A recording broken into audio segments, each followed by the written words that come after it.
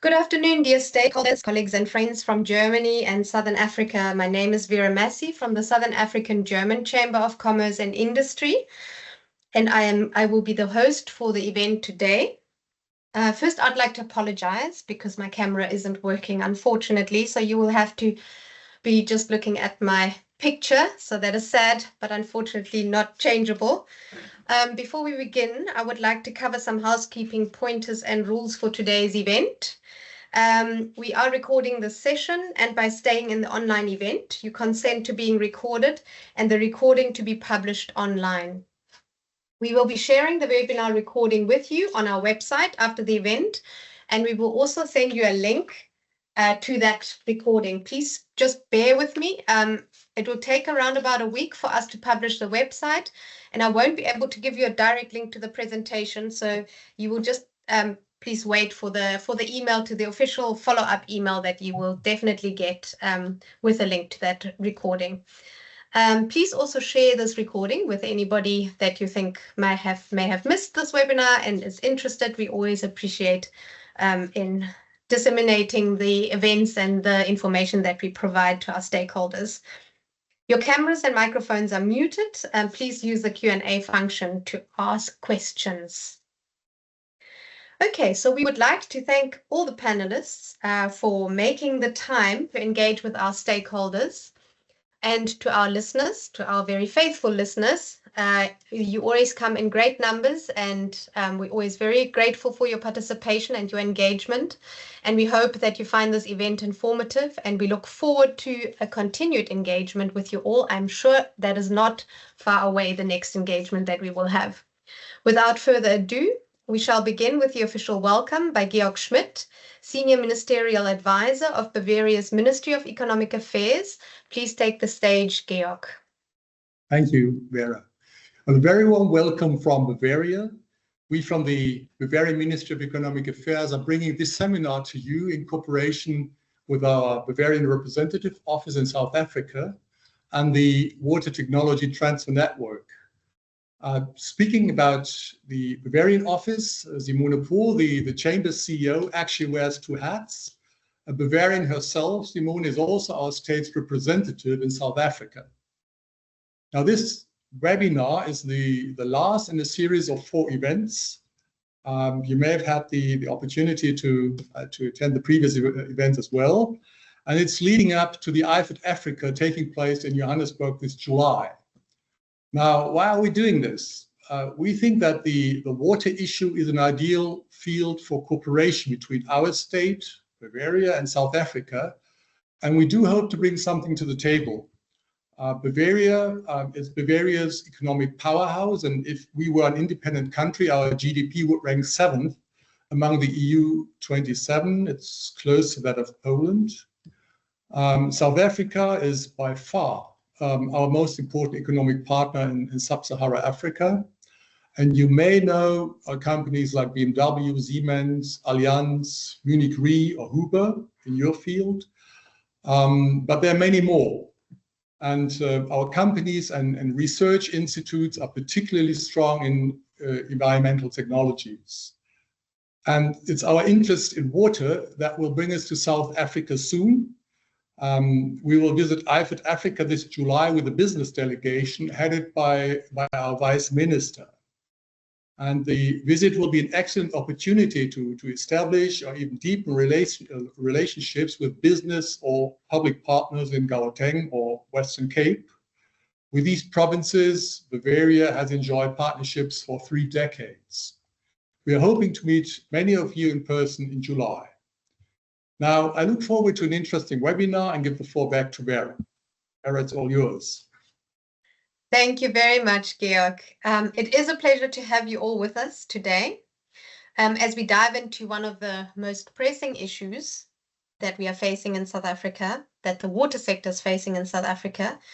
We're facing water shortages and water scarcity, which, you know, in some cases is perhaps put down to the infrastructure issues. But I think we also need to talk about water supply, regardless of whether we have infrastructure issues or not.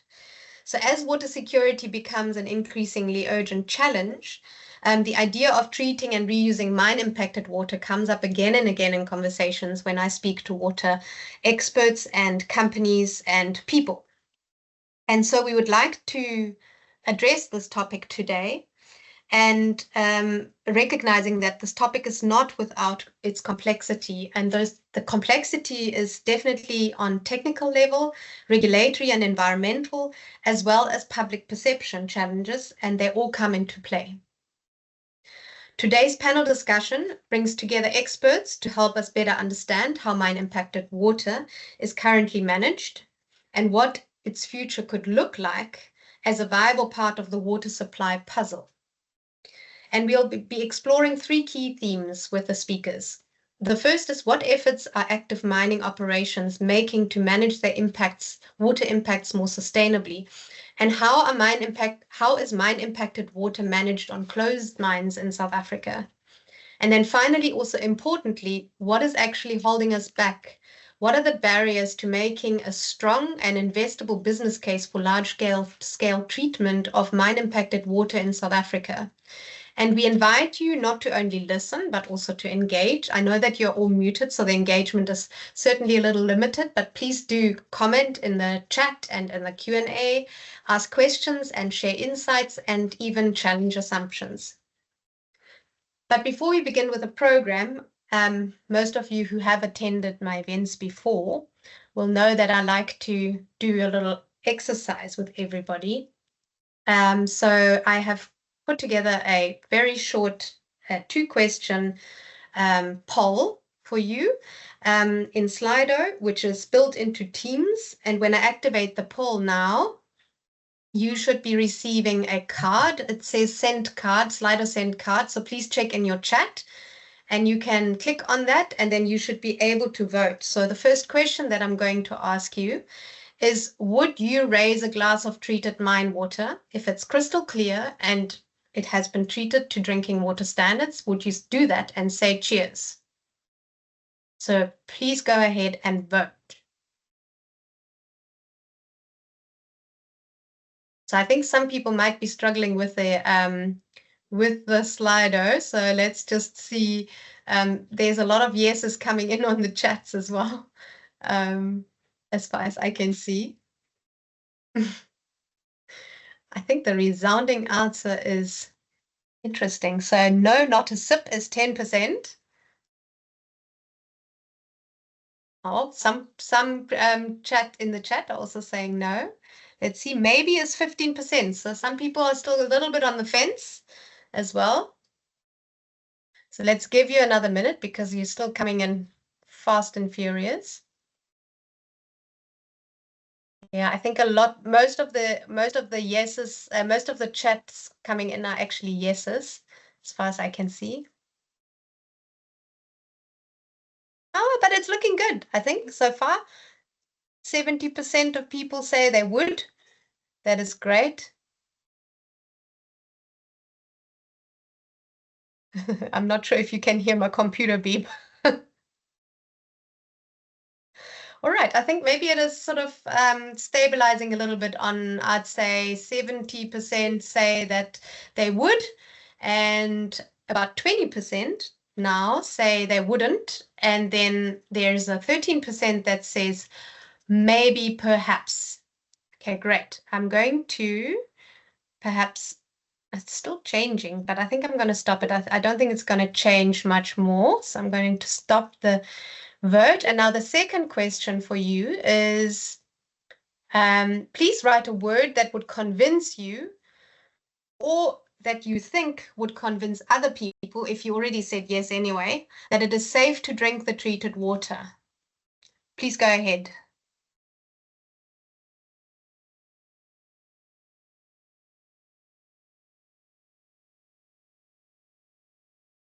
Let me see.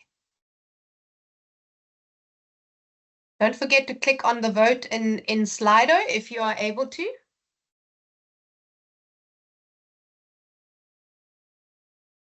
In the chat.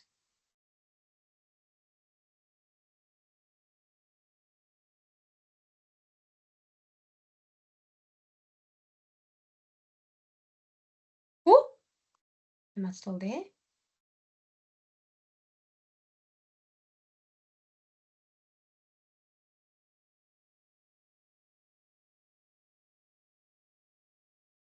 Great. So we can see some of these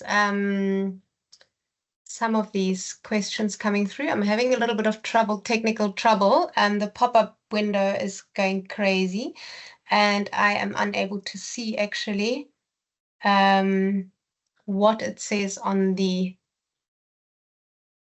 Charlotte, sorry, can I ask you to jump in and comment Sure. on what's happening on the side? Oh, actually, now I can see. I'm sorry. Now I can see. You can see. You know, I can see the pop-up is, and now I can't see anymore. Please, can you comment on that, what you see Yeah. there? Well, I think the most prominent word right now is treated. Treated, purified, tested, safe,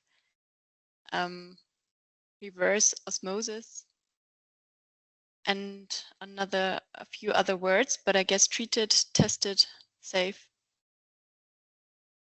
Are the main words. Are the main words, yeah. I find it interesting that there's also specific technology listed there, because I think certain technologies have also a sort of perception of being safe, I guess, that are known. So that might also be interesting for our later discussion on using new innovative technologies that might also then see some challenges in getting trust that it actually, it does the job.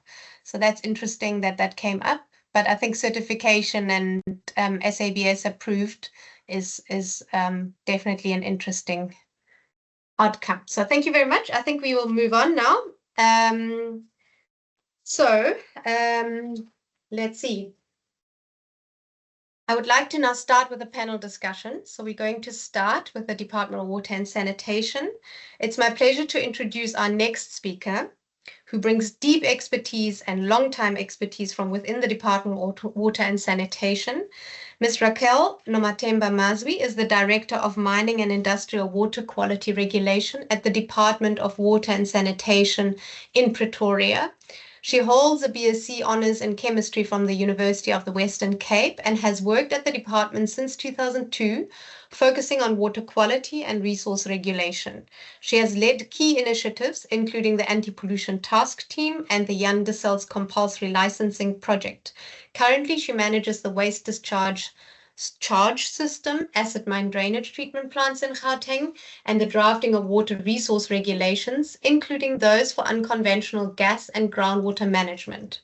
She will share critical insights on the regulatory landscape surrounding mine water management in South Africa.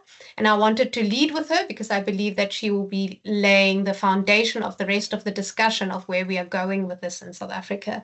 Her presentation will explore how the department is strengthening enforcement, its stance on using treated mine water in public supply systems, especially in water scarce areas, and the policy tools that are already available or that might become available to encourage proactive water treatment by mining companies. She will also outline the department's vision for the role of mine-impacted water in securing South Africa's long-term water future. So how is mine-impacted water going to contribute to that water supply puzzle that we are looking at? So here, Raquel, please take the stage, but let me share the presentation for you. 1 second. Good afternoon, colleagues, and thank you very much for the opportunity. As I've already been introduced, I am Raquel Mazwi from the Department of Water and Sanitation, and thank you very much for the opportunity. I will focus a lot on our regulatory framework, but also then share some of the gaps we have identified and how we are trying to close them in terms of enabling mine impacted water to be used in other industries. Thank you. Next slide, please. So my table of contents, I'll just have a brief background. I'm not going to focus a lot on it, as well as the constitutional imperative. I think you guys know that, but I will spend a lot of time on DWS's legislative framework, some of the tools we have for mine water management in South Africa, and then how we are enabling the mine impacted water circular economy, and maybe just share some projects that we are currently involved with that we are trying to explore using mine impacted water. as an alternative in the mining sector. Next slide.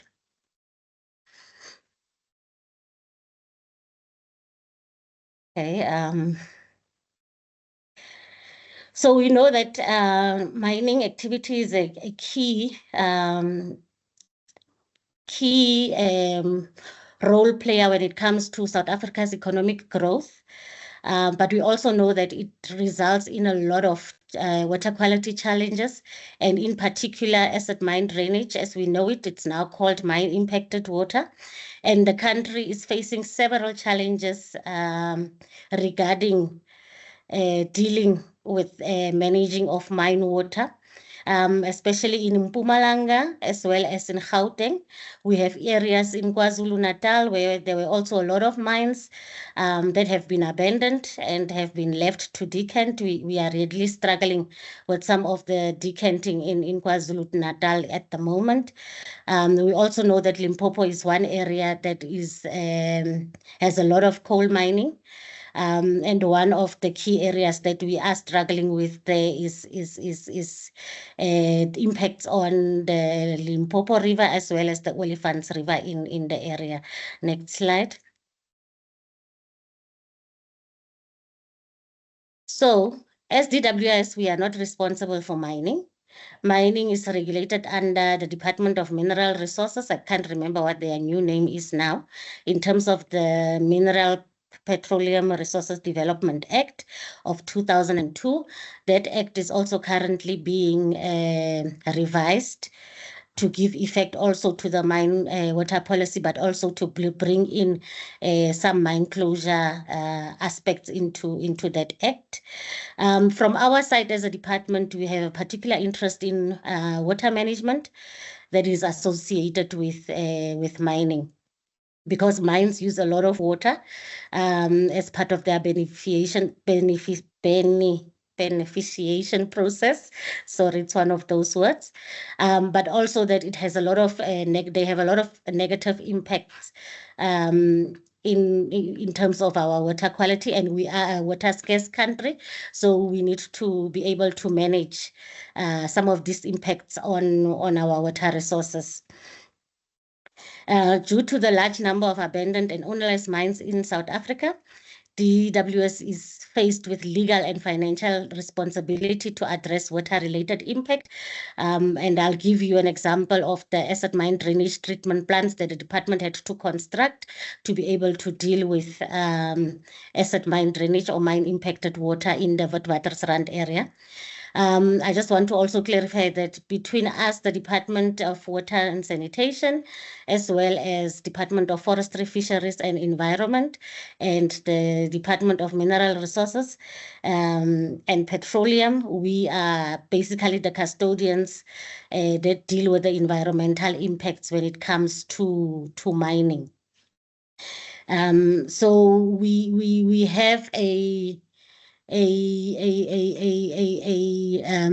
what we call, we have a quarterly committee where we meet and we talk about how we can enable the industry to operate better, but also how do we then strengthen our regulatory framework and make sure that we are not misaligned as the three government departments. And we are not there yet, but through this committee that we have on a quarterly basis, we are trying very hard to move away from fractured and misaligned regulatory frameworks. Next slide, please. So I'm not going to spend time on the slide. I think we all know that in terms of the Constitution, Section 24 speaks to everybody having the right to an environment that is not harmful and safe, and it then becomes our responsibility to ensure that we keep that environment safe. We know Section 40 speaks about the spheres of government. That is why between us, Department of Mineral Resources and Petroleum, as well as DFFE, we work very closely together to ensure that we actually provide that safe environment. Next slide.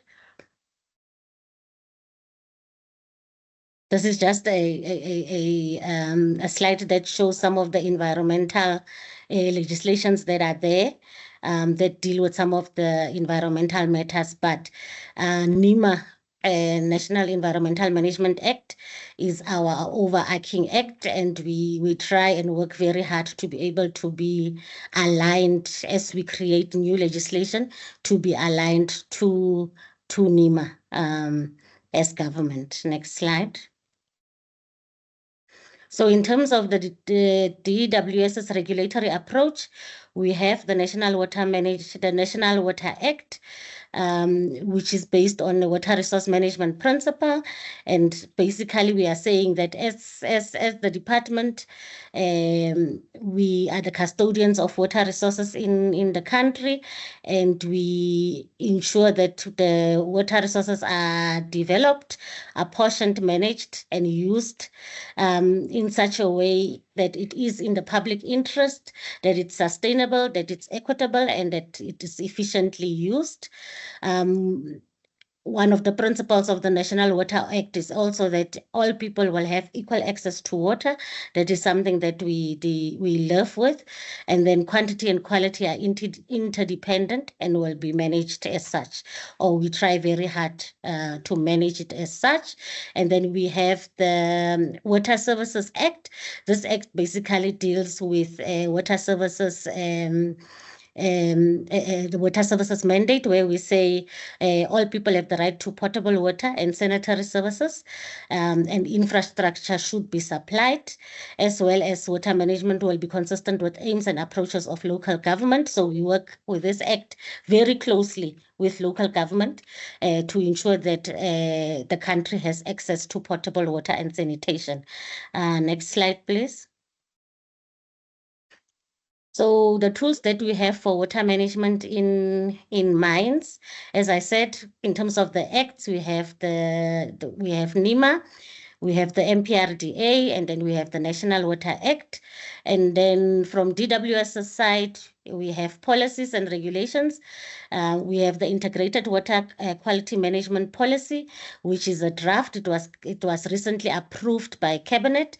It's actually not a draft anymore. It was approved by Cabinet. I think we are just in the process of making some of the inputs that Cabinet gave us, but it has been approved. Then we also have an approved mine water policy that was approved in 2022, and I hope you guys have a copy of, and I will speak later to that policy as well. Then we have what we call Government Notice 704, which is a regulation that is currently under review or under update. It's a mine water regulation that's supposed to give effect to improved mine water management on the mines.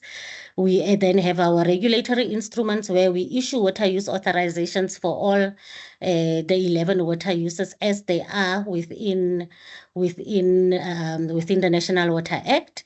So if you have a mine, you need to obtain a water use authorization before you can use water on the mine. And then we have the waste discharge standards, which are also currently under review, but we are currently using the 1984 standards. Then we have some best practice guidelines. We have integrated wastewater management plans that every mine is supposed to submit. We are currently implementing the waste discharge charge system, which is a polluter pays principle. And then we also have self-regulation tools within which are given effect to in our water use authorizations. Next slide. So just briefly, in terms of the water use authorizations, if you have a mine, there are 3 types of authorizations. We have what we call the Schedule 1 use, which is basically used for what do they say, reasonable use, where you are using the water for either drinking purposes, firefighting, yeah, so it's called the Schedule 1 use, and you don't have to register. It's water that you are entitled to use from a water resource, from a water resource. And then we have general authorizations which we issue to water users, and this is for activities which we deem as low risk, and it's limited water use. In these instances, you would then need to register your water use with the department, and then you would then need to also then pay a certain tariff for the use of that water.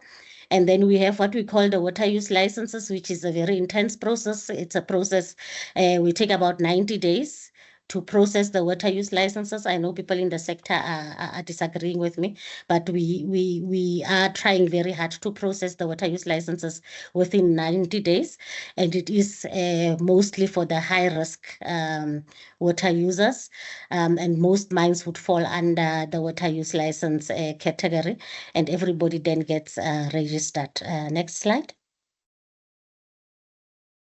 So in terms of compliance monitoring and enforcement, we have several tools. We have administrative tools as well as criminal tools, and these are used to ensure that our water users actually comply to the water use authorizations that have been issued, or we use enforcement tools when users are not complying or do not have are engaging in unlawful water use.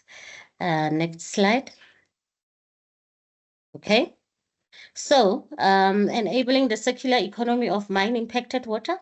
We know the challenges with mine impacted water, the chemicals that are in there, heavy metals, the low pH water that goes into our water bodies, making them unsuitable for human consumption or agricultural use, and very negatively affecting the aquatic life within a water resource system. Those are the challenges that we know. So mine impacted water has this very negative connotation, but we also know that if we change our mindset, we might be able, we should be able to then use this mine impacted water as a resource. Currently, we know that mine impacted water can be used as a renewable resource, especially when managed in a sustainable way. And we know that if we have the appropriate treatment, technologies that are implemented, mine water can be used for irrigation, industrial processes, and even in some cases for domestic use after further treatment. And I know the domestic use is not one of the ways we would like to go, but it seems based on the poll that a lot of people do not necessarily have a problem with drinking water as long as it complies to the standards.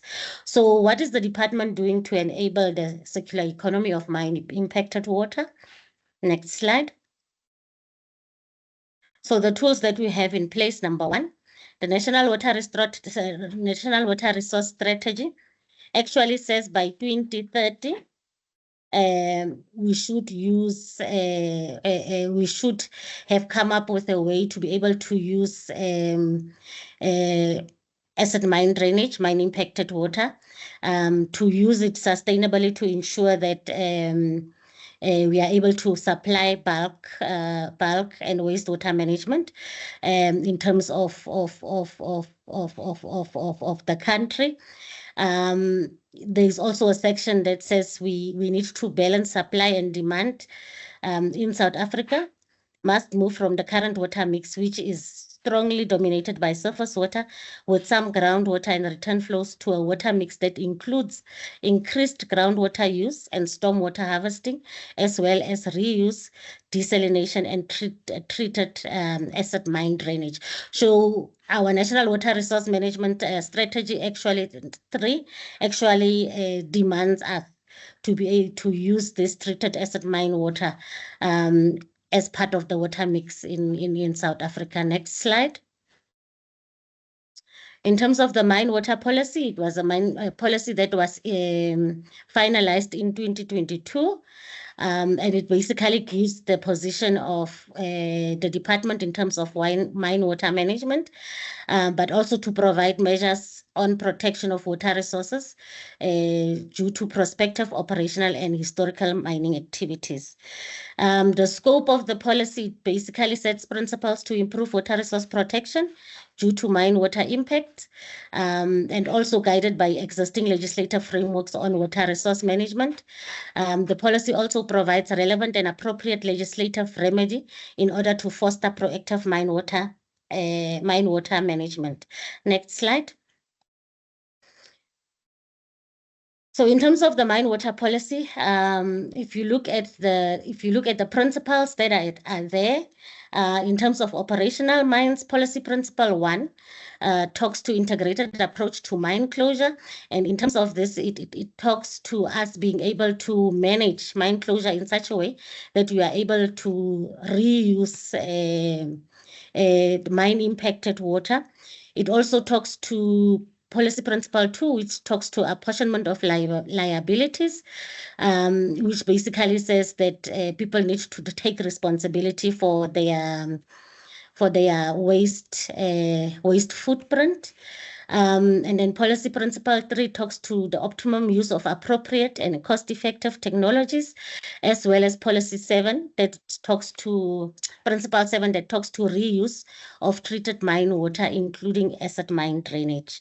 And then in terms of the abandoned mine, it says government accountability, mine water management, including acid mine drainage. So we have the policies in place, we have the strategies in place.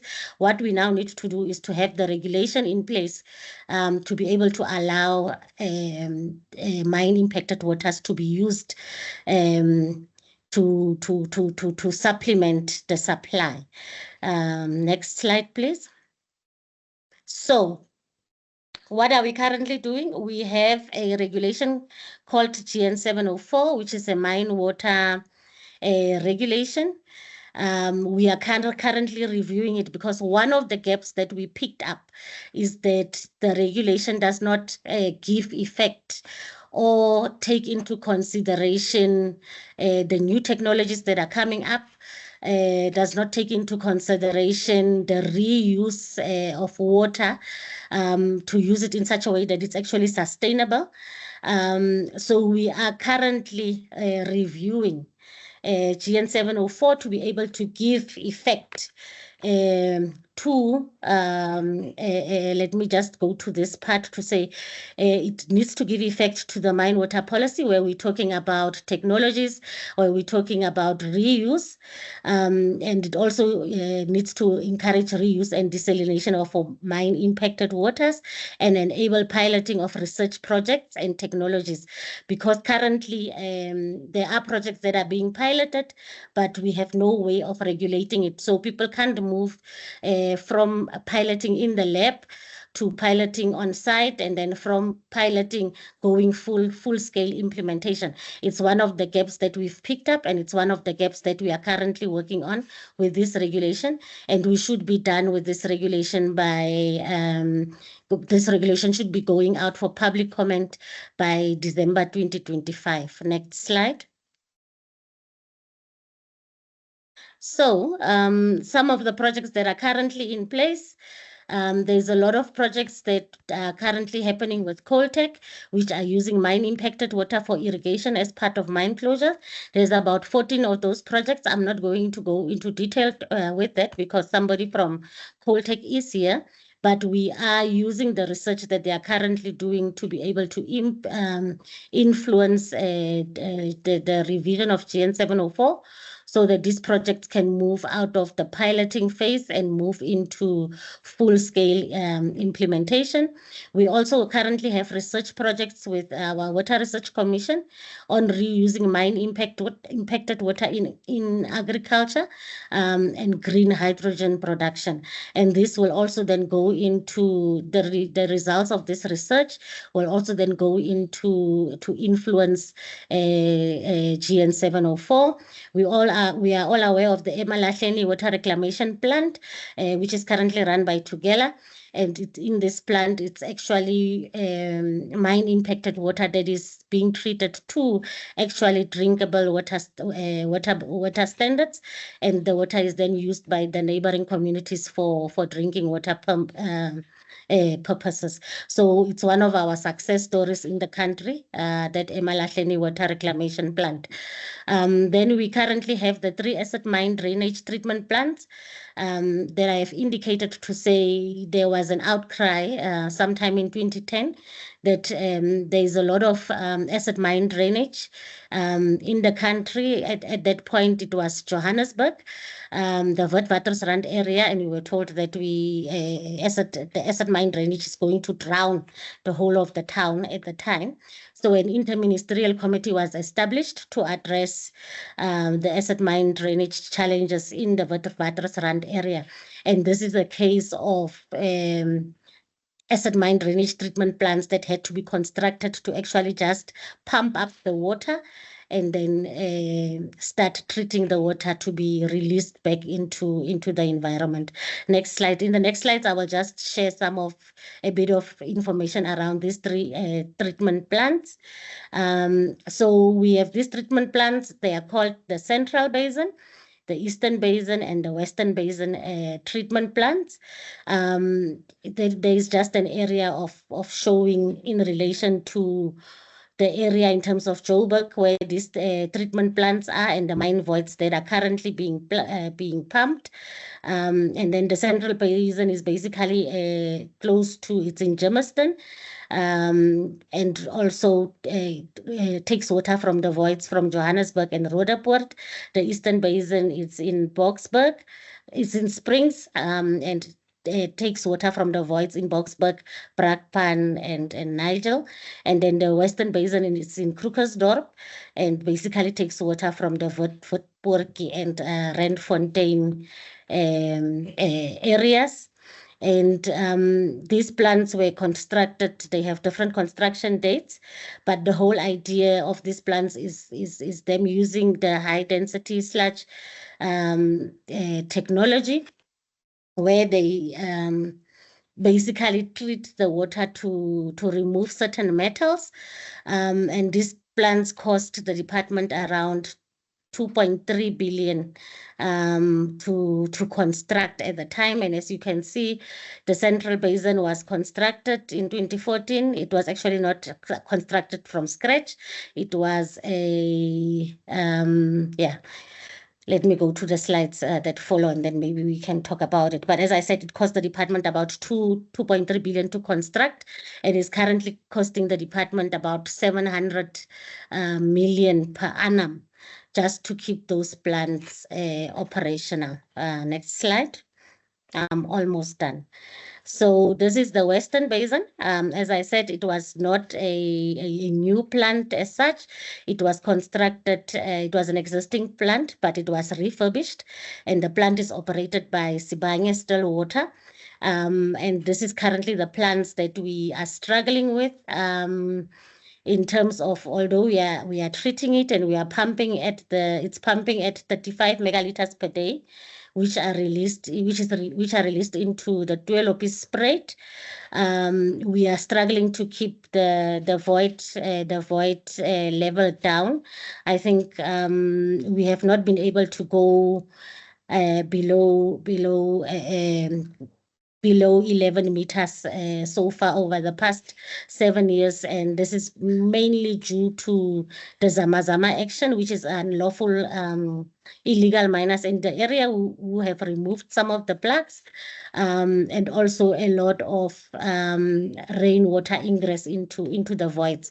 So this is a plant that we are struggling with. I think we also decanted sometime in April, although we are currently not decanting, but I think in April we decanted. So every time it rains, I cannot sleep because of this plant. Next slide. Central Basin, as you can see, it's operated by Nafasi Water. It treats about 84 megaliters per day. At maximum operation, we currently operate it at 72 megaliters per day, and it discharges into the Elsburg Spruit. Currently, we are pumping 70 megaliters per day because we are struggling with some line scaling in some of the ponds in some of the pumps. Yeah. Okay. So this is the central basin. Next slide. And then we have the Eastern Basin, which is the biggest plant. It's currently operating at 94 megaliters per day. And we have been significantly able to drop the void in this one. And it's also operated by Nafasi Water through TCTA, which is our implementing agent. And we are discharging treated water is released into the black box spread. And I must say that black box spread was once red with acid mine drainage, but now we have managed through these plants to be able to restore the aquatic life within that spread. And I'm thinking we are back to, we have also gotten our Ramsar status back in terms of that base block spread, which we did not have, which we lost, I think around 2014 or 2016. Yeah. Next slide. So in terms of the plants, where are we? We are currently using some of the water from the plants it's being used by neighboring mines. The treated water is being charged sold to the neighboring mines, and the money is then used as part of the operation and maintenance of the plants. We are also in the process of constructing at the Eastern Basin a 1 megaliter per day reverse osmosis plant, so that we are able to treat the water to drinkable standards, and then we do not have to get water in from the water board in the area. There's a lot of ingress control that is currently being done through DMRE, through CGS, trying to reduce migration into the mine voids. So in the long term, we're looking at how we can reuse this water instead of just discharging it into the environment, but using it in such a way that it can be used for water supply. But I must say, in terms of being discharged into the environment, a lot of the farmers are using that water. I remember when the Eastern Basin was not working, we had a lot of farmers calling the department and complaining to say they are no longer getting the water which they are using for their agricultural purposes, although it has not been tested in terms of safety. But we are also using this water currently we are also currently using this water to dilute the water in the blast box spread, or let me say in the vial, because we have such a lot of pollution coming from the wastewater treatment plants. But in those areas where these plants are discharging to, you can actually see a difference in terms of the water quality. So we are currently using this water, I think, to assist, but not using its full capacity in terms of what it can do. Next slide. Okay, so in conclusion, our current legislation does give us the tools to be able to reuse mine impacted water. So we need to just continue exploring new technologies, new research, and then bringing it into the regulation to be able to enable people to be able to using this water sustainably. But what I can say is that government cannot do it alone. We need more public-private partnerships to unlock the mine water circular economy. And I think that's where we are getting stuck and we are not doing enough of. But as a department, we are really exploring those options now in terms of how we can enable this mine water circular economy to improve food security as well as improved water demand. Thank you, colleagues. I think that was my last slide. I tried to rush through because there were such a lot of slides, but you can contact me if you need to talk to me. Thank you. Thank you so much, Raquel. That was really interesting. I think we are running behind a little bit, so I'm going to skip the questions on this, and let's see how much time we've got at the end, because I don't want to shortchange the other talkers, the other panelists. I think the thing that I really thought that is a thought-provoking statement that you made is that we often forget that the water that comes from the mines that you are treating in large volumes also is contributing to the environment as well. So we only think about the potable water in this webinar, but actually we should also be talking about the fact that it has helped to reinstate the Ramsar site. It is being used for irrigation downstream by agriculture. So yeah, I think it's as I mentioned at the beginning, it's very complex. It's a complex matter in terms of its competing uses, but as well as the technology that may be used for that. So thank you very much, Raquel, for that. We're going to move on to the next speaker. I would like to hand over to Caltech. Caltech is a leading research partnership working closely with South Africa's top coal mines, Eskom, and the Minerals Council to innovate sustainable water management solutions. Our speaker is Aburengwi Nengovela. He's the CEO of Caltech with over 20 years of experience in the mining and sustainability sectors. A qualified geologist, he has worked extensively in geology, mine planning, strategy, and mine closure. He has served as a competent person for manganese resource estimation and has practiced a resource estimator in both gold and coal. His academic background includes an MBA from the University of Johannesburg and multiple postgraduate degrees in engineering, geology, and mining. He also holds the specialist certifications in project management, mineral project valuation, and financial analysis from institutions including the London School of Economics. So we have an impressive lineup of people here, and I would like to start with the question 1 to you. Aburengwi, that would be, given Caltech's extensive research and collaboration with major coal mines and stakeholders, how can the mining sector shift from viewing mine-impacted water as a liability to recognizing it as a valuable water resource? How realistic is the assumption that this will eventually be happening? Thank you. Great. Thank you, Vera and Raquel, for the insightful presentation. I think from the start, the mining sector has always viewed water as sort of as a bit of both. By that, I mean a liability as well as an asset. And Raquel has already touched on the good work that the mining sector is doing and has been doing for many, many years. But when you think about an active operation, we have to ensure that we are managing water away from our operations so that we can get on with the business of mining.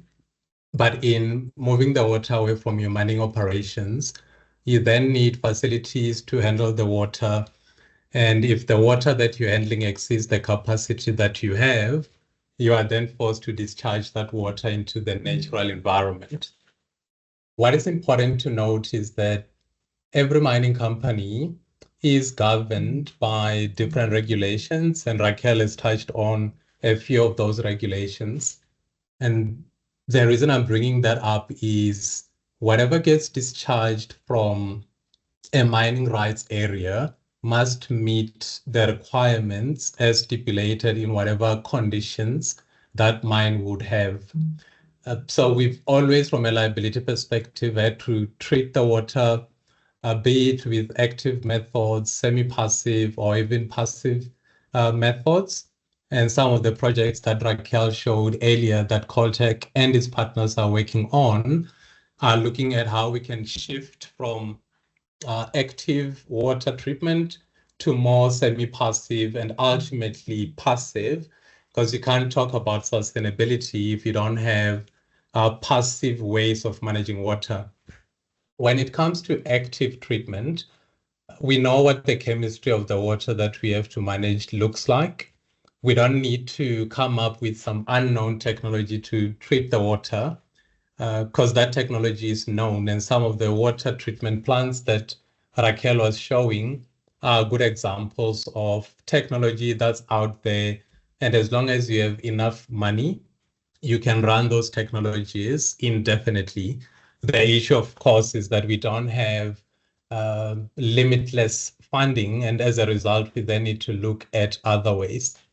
Examples such as the Malahleni water reclamation plant and how that partnership with the local municipality has yielded a sustainable outcome is very encouraging.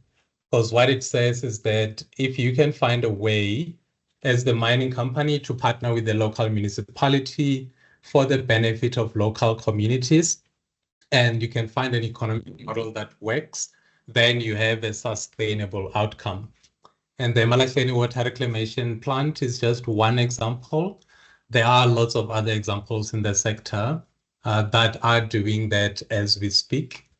It's also important maybe to recognize that the mining sector as a whole, and I'm now thinking specifically of coal and gold mining, spends billions of rands every year to ensure that the water quality that is discharged meets the specification.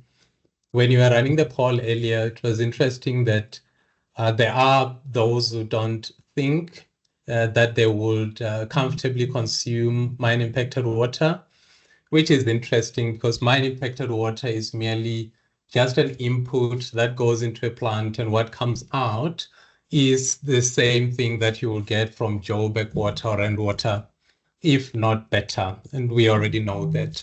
So perhaps there's the mining sector, there's a bit of a labeling issue. By that, I mean what we call certain things maybe influences the perception that people have. Mine affected water post-treatment to potable water standards is honestly as good as any water you'll get anywhere in the world. So in terms of the liabilities, we do need to manage the water to ensure that we continue to mine. But the sector already recognizes that mine affected water is an asset. And the examples that I gave are examples that show that we are now moving into a space where we're really looking at it from an asset base. The main thing now being to say, can we find more sustainable treatment options that will ensure that the water gets treated with minimal human intervention? And the few projects that Caltech is running, there are projects that the likes of Mintech are running, and the Council for Geoscience is starting to show that you can actually get to that point. But obviously, we do need to continue with the scientific research that is underway. There's also a topic there around what is actually in the mine-affected water. It's one thing to think of pollutants being in the water, but when you change your mindset and you realize that there are actually valuable resources that are transported within this mine-affected water, and I'm specifically thinking about your rare earth elements, the gypsum that gets produced, and others, it's merely a matter of changing our mindset and realizing that there are things that we can mine out of the mine-impacted water. And perhaps therein lies an opportunity to make the whole ecosystem as sustainable as possible. Vera, I'm going to pause there. Suffice to say, yes, the sector is looking at many different options to ensure that we maximize the asset that is mine-impacted water. Thank you so much. I found it really interesting that you say there might even be an issue with us calling it mine-impacted water, because it does, if we call things that, then it might hinder how we view the water. So I thought that was quite interesting what you said. And it's really good to hear that the mining sector is already busy with it. And I think that's a recurring theme also whenever we speak about industry and mining, is that the perception is that there is nothing happening, but behind the scenes, there is actually already a lot happening. And some of it is still a mind shift that needs to happen. But I think we're well on our way. So my second question to you is that Caltech supports a range of innovative approaches from advanced membrane technologies to nature-based treatments for managing water. So this should probably be a fairly quick answer because I think, I would like you to just quickly outline what do you feel are the main regulatory or institutional challenges that you feel are slowing the wider adoption and scaling of these solutions, especially when it comes to integrating treated water into public supply and regional reuse schemes. So with a specific focus on that. Thank you. Maybe a good example that comes to mind when you ask the question that way to say, what is hindering some of the opportunities that are there? The one good example is the Mafube Agri project, where for many, many years, we've been doing research to show how mine impacted water can be used for the production of crops, be it food crops or energy crops.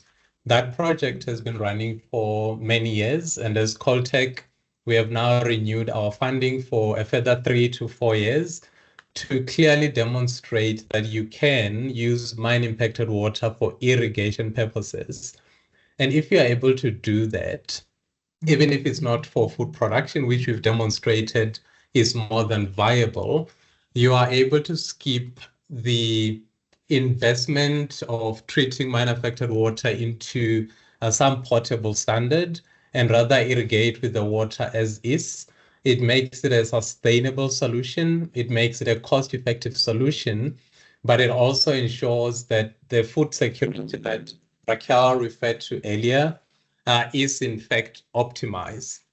If we can get to a point where all the stakeholders recognize that the data is showing that such an exercise is viable, and we agree as stakeholders that we should in fact be proceeding beyond sort of the trial and pilot phases that we are currently in, and go beyond scaling these projects, whether it's in the Mpumalanga province or other places, then you open up a very different conversation. You open up different opportunities.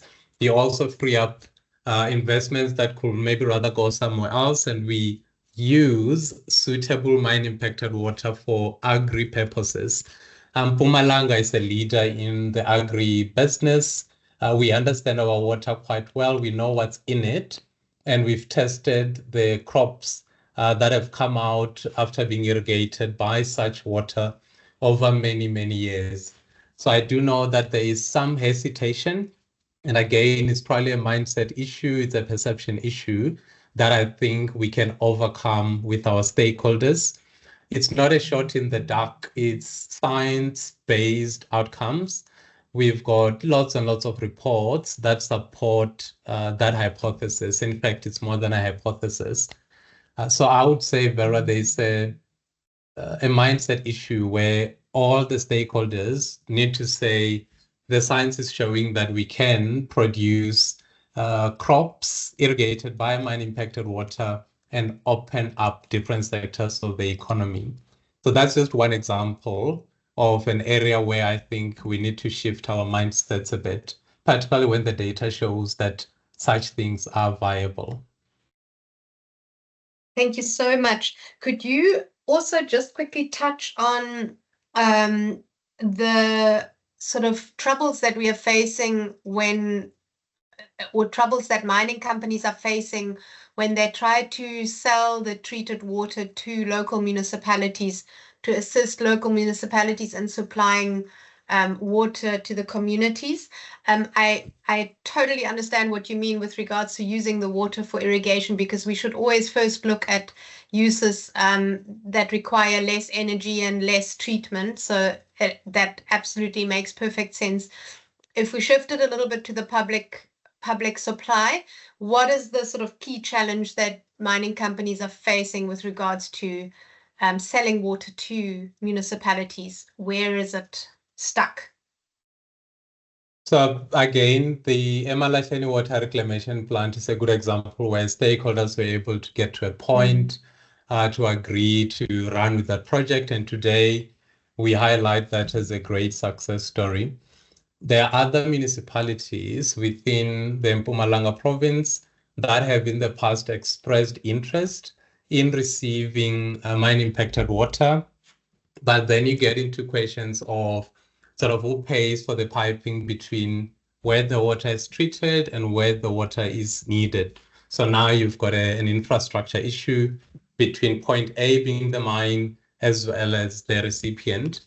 The other question, which at times is maybe a philosophical question, is why should the local municipality pay for a free resource?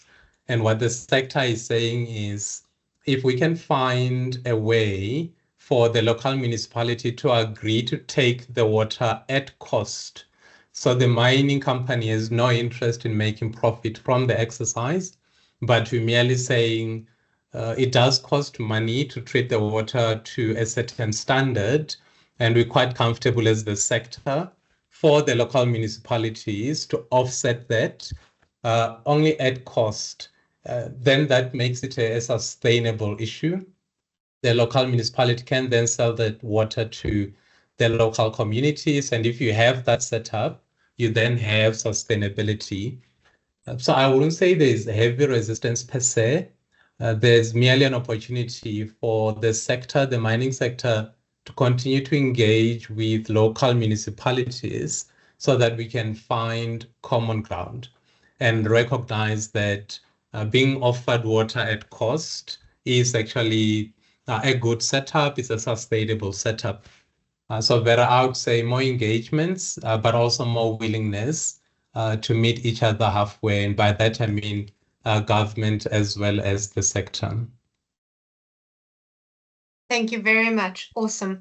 I think we are, just in the interest of time, we're going to move over to the next speaker, Aburengwi. And I was going to ask you another question on how Caltech is supporting innovation, but perhaps if we still got a little bit of time at the end, then maybe we can get into that. But I think for now, let's move over to Jose Gomez. We are pleased to welcome you, a representative from the Dornier Group. The Dornier Group is a company that is specializing in innovative water recovery technologies. And while Dornier Group is not a mining expert, the Dornier offers a unique approach to treating mine-impacted water by concentrating contaminants through a staged freezing process. While this technology is currently proven to work in other sectors, it needs to be adjusted for the treatment of mine-impacted water to meet the much lower cost targets. Today's presentation will show you the potential of scaling such a solution within the context of the South African mining sector.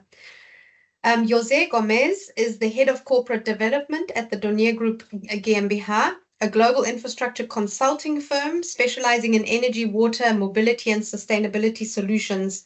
With a background in aerospace and energy engineering, as well as international project development and project finance, he brings extensive experience in strategic business development and international project management. Jose has held leadership roles in multinational companies, including in the today's Airbus Group and STEAG, I think it would be, a German independent power producer with power plants worldwide. At Dornier's Group, he focuses on driving innovation and fostering partnerships to create sustainable new infrastructure projects worldwide.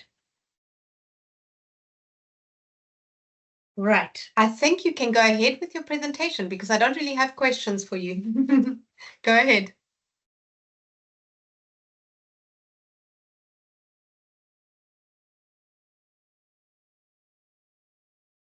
I think you're muted. Oh, Sarah, sorry. Yeah, again, thank you a lot, Vera. I hope you, first technical question. I hope you can all see my presentation full screen.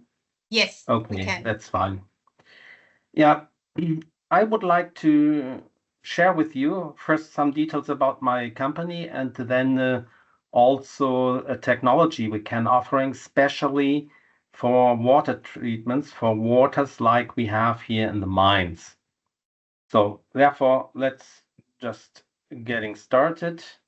First of all, our company is an infrastructure service provider. So we are mainly offering services from, let me say, consultancy to the owner's engineer services for a whole power plant. Our different branches are mobility, water, nuclear services, power and heat, and renewables. What I'm talking about here today is within the branch of water mainly, but also partly in energy. So as you all know, water scarcity is drying out the lifeline of many countries. And we are of the opinion that it has to be that way. And the technology I will show to you is coming out of this direction. We were in the past focusing more on water desalination, but we noticed very fast that you can use the same technology also to clean up water. So now So most of our desalination approaches are driven by renewable energies. There is where we have the connections to ensure that even desalinated water can be produced on a CO2 neutral basis. So with this desalinated water, it's possible to create arable land as long as the land itself is able to make good use of this water and to create a basis for crops or other plants. And as the fourth point, we can create with all of these four then a sustainable economic basis. The basis of all is the wind and solar energy, and via water desalination we can really close not only an ecological loop but also an economic loop. So now coming to the question how to desalinate water.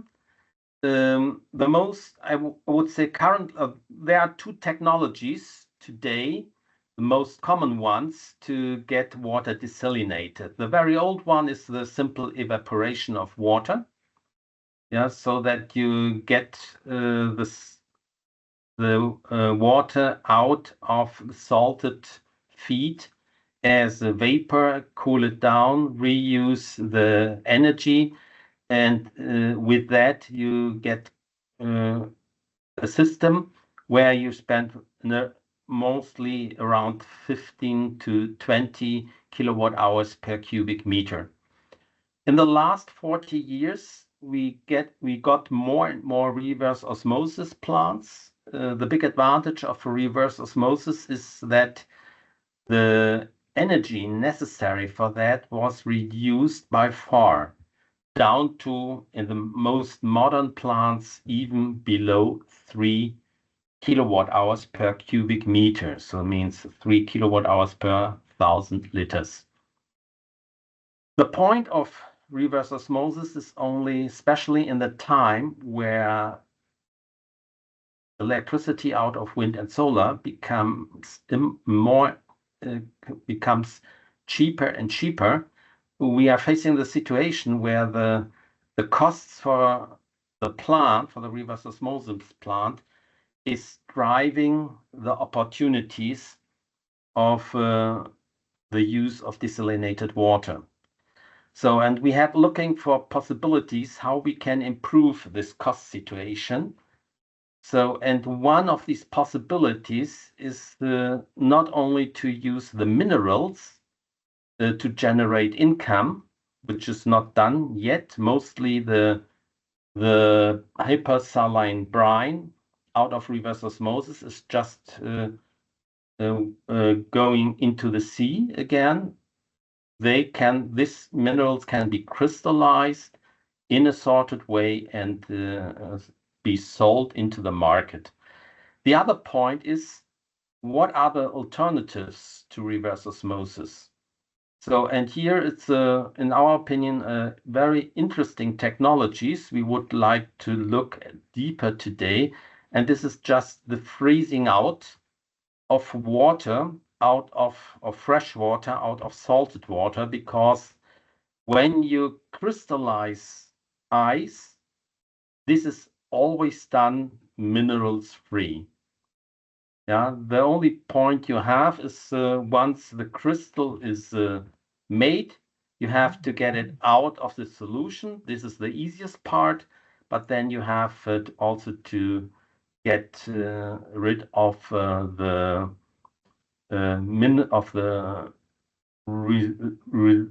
rest of water and also of the minerals attached to the crystals. So now let me show the next. So the principle we use here, you can see in this slice, it's the so-called not only freezing out, but it's also the so-called eutectic freeze crystallization. So we start with the actual freezing of the water. As we have a salted water here, the freezing will start according to the concentration of minerals in the water, something around -2 degrees Celsius. This is, let me say, if we have a concentration comparable with the seawater. If the concentration is higher than seawater, then most likely the temperature will be below -2 degrees when the water starts to freeze. And if the concentration is lower, then we will also see freezing above -10 degrees. So with the crystallization, also the concentration of the remaining solution will increase, and this will drop the temperature needed to freezing out water. So we are moving along what you see here named as ice line. Yeah, you start on the left with a quite high temperature and you slowly get down to the eutectic point. The point here, the specific point, when you have something like salted water or like your minerals water with multiple salts and not only one, this leads to the situation that you have several eutectic points between water, always between water and the remaining salt and one of the salts. So that leads to the situation here that we can precipitate this different salts at their specific eutectic temperature in a sorted way. So for example, if we start with -10 degrees Celsius, we will get at this point most carbonates and sodium sulfates. So the next would then be potassium chloride, for example, and also, for example, 2 degrees before that, magnesium sulfate. Yeah, so you get a row of different temperatures at which the different minerals will precipitate. Normally, we do this until we reach the eutectic point of sodium chloride at around -22 degrees. And after that, the concentration of the remaining minerals is so high that you can apply to the rest of the solution any other system which would be probably more preferable than this one. When you are looking to make a business out of desalination, especially when you also want to create value out of the minerals, the main point is how do you get these minerals cheaply concentrated and at the same moment produce fresh water. And I think with this freezing out, it's a very cheap way. It is beneficial compared to vaporization because we have only around 1/7 of the energy needed for evaporation, and compared to reverse osmosis, it is much cheaper.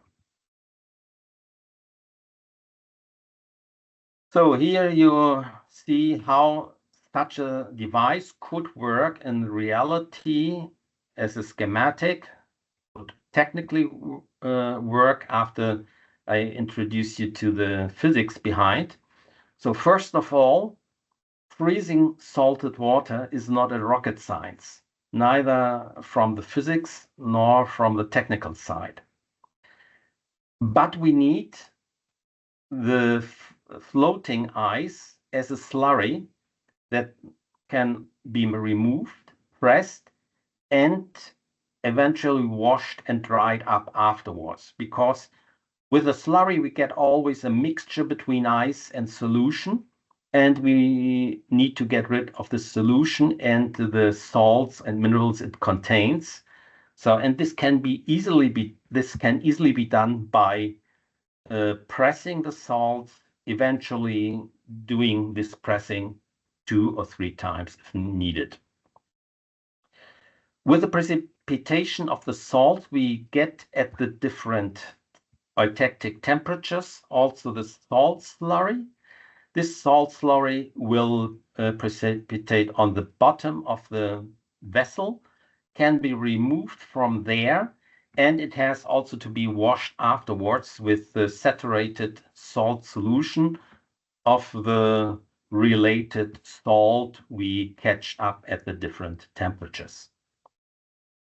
The overall electrical energy consumption of this concept, the practical electricity consumption, not only the theoretical one, the theoretical is far lower than the numbers you can see here.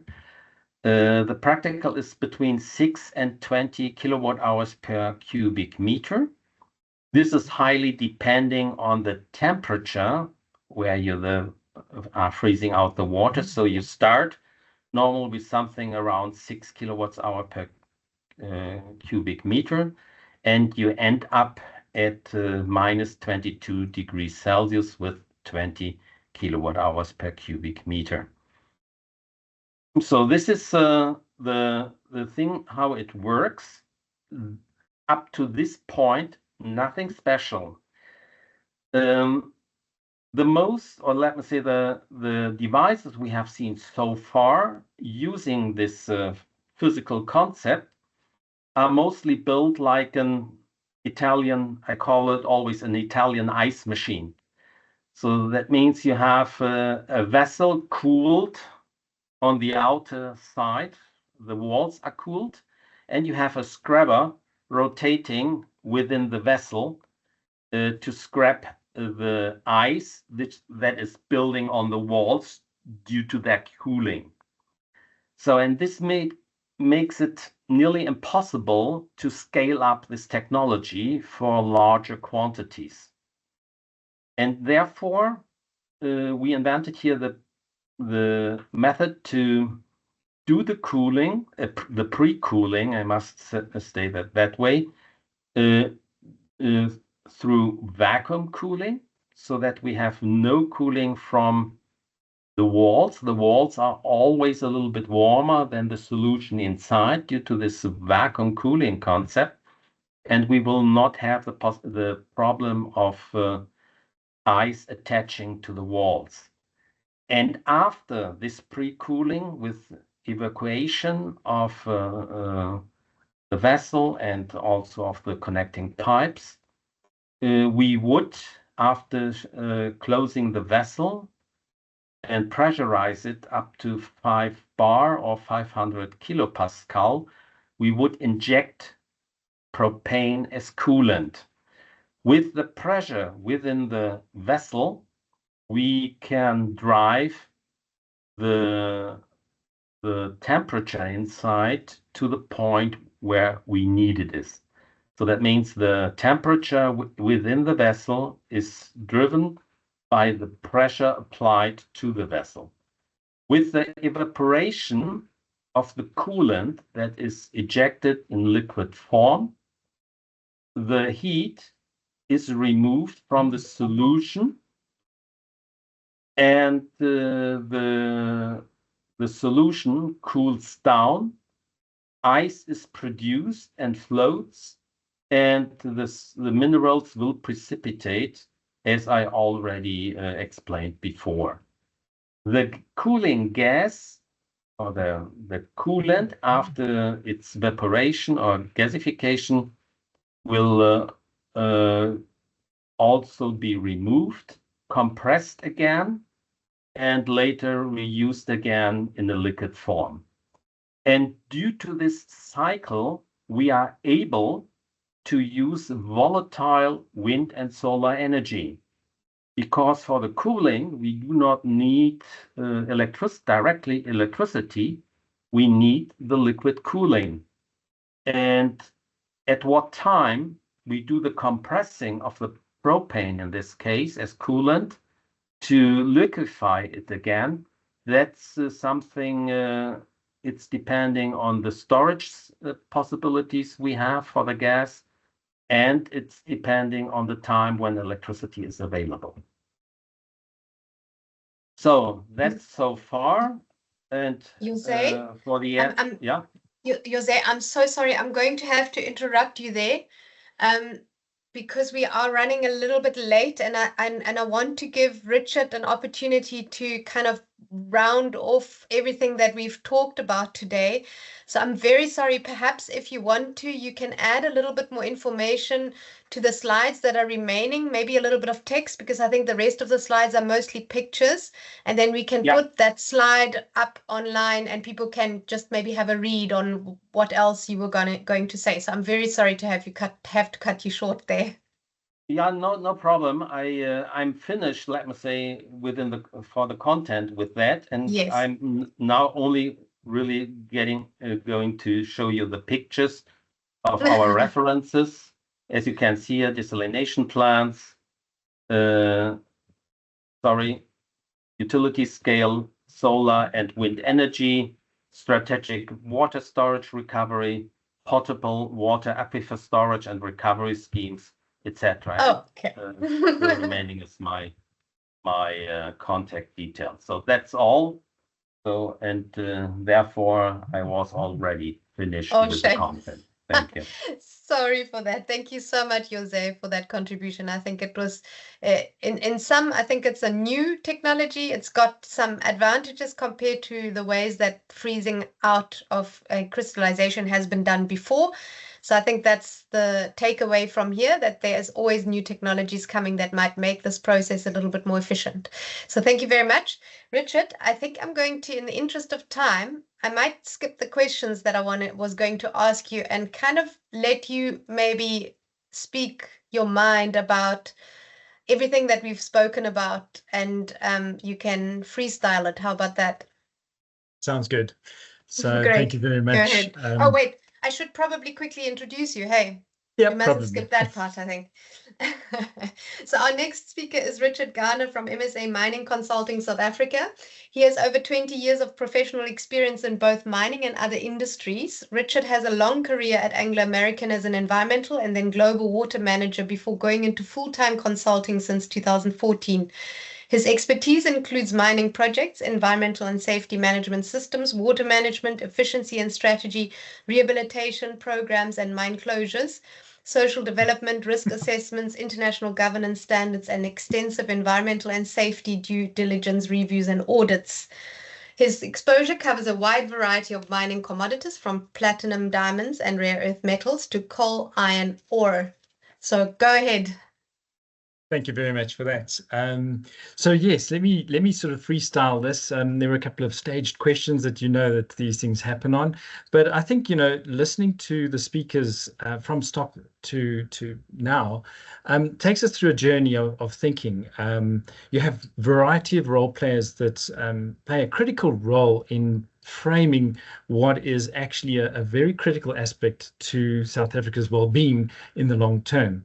Mining being just one of the big users of water. There are other sectors, but a very, very important one, because mining has the ability to cause both the utilization of water resources, but also the pollution thereof. And I think, you know, we've seen some good examples given already. I think, Avarengi, you touched on some of the projects that have already been implemented and are good illustrative examples of what can be done.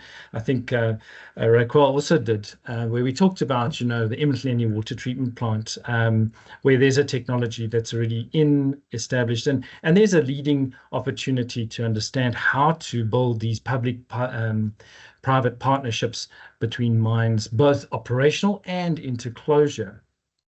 And we should not miss the opportunity to go and have a good look at those leading opportunities, whether they be an irrigation with a mine water or a full-on active treatment plant, to understand not just the technology that's applied or how the tool was used, but actually how it was couched inside society and inside the situation that the industry sees itself in. And I think that's the learning that we need to take away. The Department of Water and Sanitation and other authorities have the role to set the frameworks for that. And I think Raquel did a really nice job in showing us that, you know, it is evolving. So the frameworks that we see ourselves complying to today will not be the same ones we see ourselves in complying to or chasing in the future. But the interesting part about that is that there are two key aspects to remember. One is the department is looking at the new technologies and the new innovations and how they can be applied within the legal frameworks. And that's critical, because if we don't allow that sort of flexibility in our frameworks, we're really going to stifle our ability to solve a problem that is a problem today. So that's a critical part. The second part is to make things more aligned. I think one of the biggest challenges any mining company faces, and I've seen it in a couple of the questions in the Q&A and in the chat, is the complexity around legislation. Where does water apply? Can you use this water without a license? Is it applicable? Do I need an EIA? You know, where are the regulatory boundaries for what we would like to do, especially when we're challenging new innovative solutions around water management? And sometimes it's not just in those areas, by the way. Jose, your energy requirements for that kind of treatment will likely trigger a certain amount of other regulation as well. So we need to be aware that there's complexity around, you know, these sort of solutions, and it's not just in those areas. And it's really interesting to see how the department is seeing this from a water perspective. The other solution and point that I'd like to make is, you know, we've talked a lot and we always gravitate towards the heavy hitters, right? The technologies that are really what I call the shinies. They're the big reverse osmosis plants, you know, the built environment facilities. And we mustn't forget that the kind of technologies and solutions we see that are going to reach into the future, and I think Coltech said it quite nicely in that discussion, is that it needs to move into some of the more passive areas. We need to look at preventative aspects. You know, we don't need to just treat things with a big RO plant at the back end of it. That's actually when all your water management in the mining sector has failed, because you now have contaminated water that's mine affected, and now you have to do something with it. Avoidance is your first win point. You know, if you can get your rehabilitation processes right, if you can close off those shafts appropriately, you're making massive strides towards reducing the amount of liability and risk that sits in your water management as an industry, both operationally and as a legacy into closure and beyond. So I think that's a key one. Looking at those diversity of solutions, if you will, along the whole contamination chain in the mining sector, and not just limiting yourself to dealing with the problem at the end point, is so critical. Also, the fact that we can look at very active systems and very passive systems is very important when we look at solutions. Obviously, the more passive systems are a little bit more sensitive. So if you look at passive water treatment, and I'm going to stick with treatment as an example, you know, it's sensitive to fires, temperature, you know, drought. That all affects the ability of that kind of system to provide a solution. Whereas more engineered environments may not be as sensitive to that kind of thing, but they're very, very expensive and they're normally energy intensive. And we know what South Africa's challenges are around energy. So we need to keep those kind of situations in mind. The solution, as I said, has to be properly couched. So when you're looking at closures, and I think some of the points made earlier relate to this, and some of the frameworks that I think the department are looking to develop talk to this, is every particular region where we have a mine has an integrated development plan. And that's normally held by the local municipality. And if you're not plugging into that as part of trying to find and couch your solution into that future plan for society, then likely you're creating something that might not match what the demand of the future is. When we talk about water management today and into closure and beyond in mining sector, we need to think beyond a 10 or 20-year horizon. We need to start talking and thinking about a transitional economy.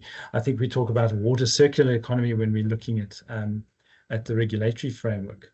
That is so important to have right. And the only way you're going to find that economy and make sure that your solution around water fits into that future picture is to connect it to the authorities in the region and to what society is going to use and demand in the future, the socioeconomics of it. So that's a really critical aspect that needs to tie together. And we see elements of it in all the presentations and discussions today about water management. So plugging into your local IDP is important. Okay, independent your development plans.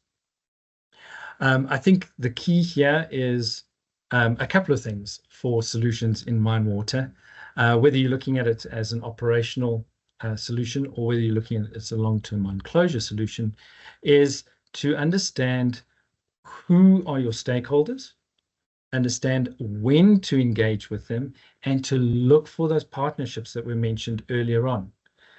If you don't have partnerships, very seldom can a single mine, I think Raquel said it very nicely, the department's looking for partners, they can't do it on their own, and they're government.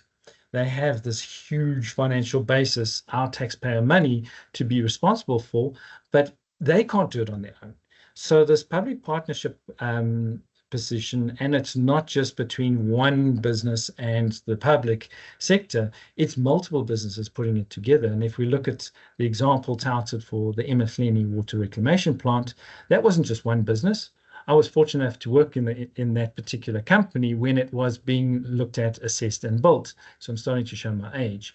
But the discussions held between the different companies, at the time it was BHP and the Inkware Mines and Anglo Coal, was very much around, how can the two companies collaborate and not just the public participant, which is the municipality. So there's a lot of things that need to be looked at when you're looking at this. The one thing to take away from that kind of solution is time. The one thing we don't have a lot of and we can't make more of is time. And those kind of public participation roles take forever.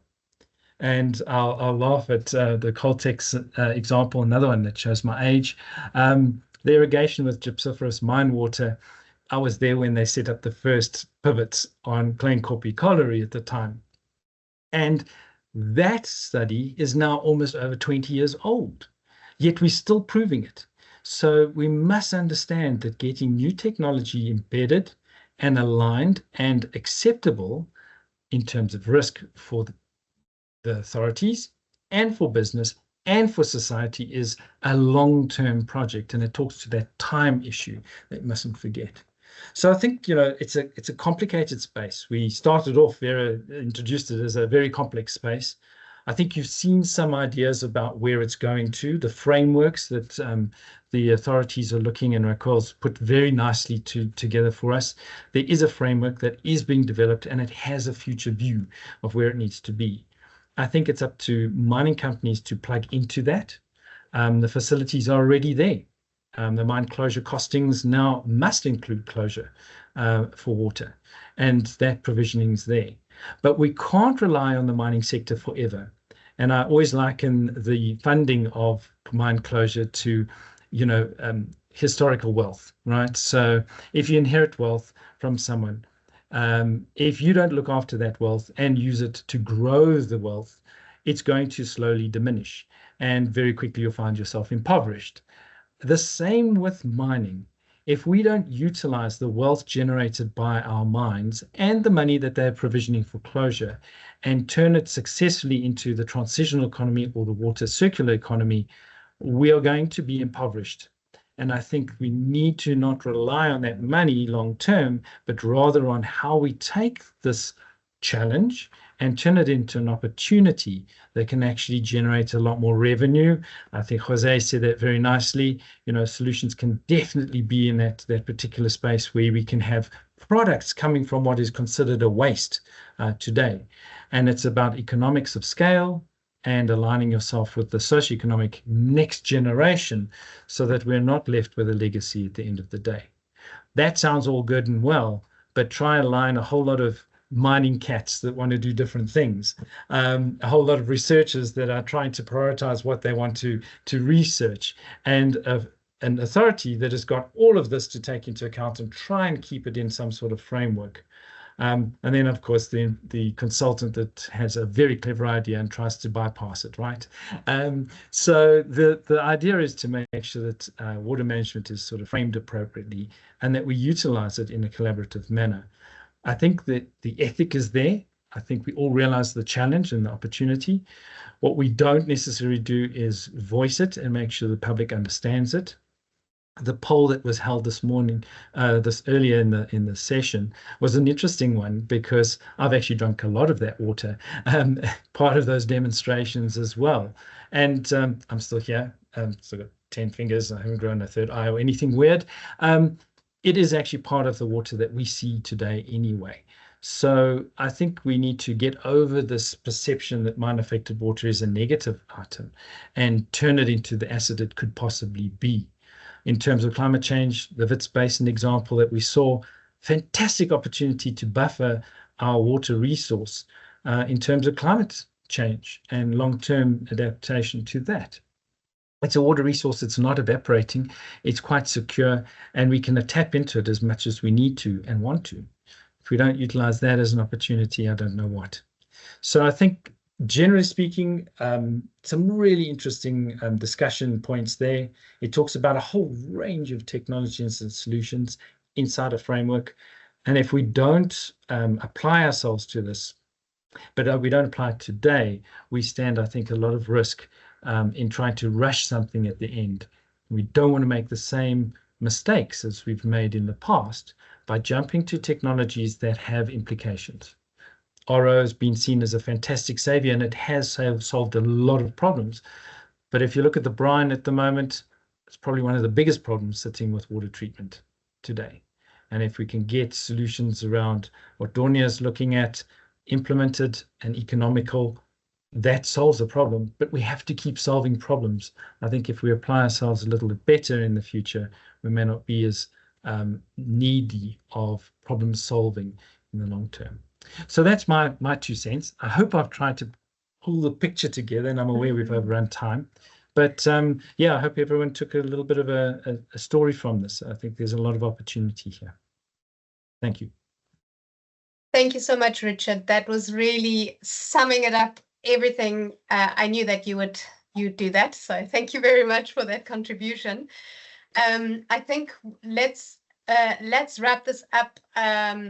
And I see that there's been some chatter going on in the chat between the speakers as well and the audience directly addressing some of the questions. So I'm grateful for that because we didn't have an official quick Q&A session. So yes, I'd like to thank you all panelists for the insightful contributions and to the audience for your active participation today. This webinar has highlighted the challenges and opportunities in managing mine-impacted waters very well. And let's continue collaborating to turn these challenges into sustainable solutions for our water, for our communities and environment. In closing, I'd like to quickly hand over to George Georg-Schmidt for the final words. Thank you very much, everyone. Well, thanks a lot. Well, ladies and gentlemen, we've arrived at the end of our webinar series. We hope to have presented to you some interesting insights, some food for thought, and potential for cooperation. A big thank you goes to the experts, to the audience, and of course to you, Vera, and to Simone. the chapter and our office. And as I've already mentioned in my opening remarks, a Bavarian delegation with companies from the water sector will visit South Africa this July on the occasion of the IFAD Africa. The delegation will be led by our Vice Minister, and we do hope to meet many of you in approximately 6 weeks. So thank you very much again, and goodbye. Bye. Thank you, Thank you, everyone. everyone. Thank you, everyone. Goodbye. Bye. Thank you. Bye. Bye.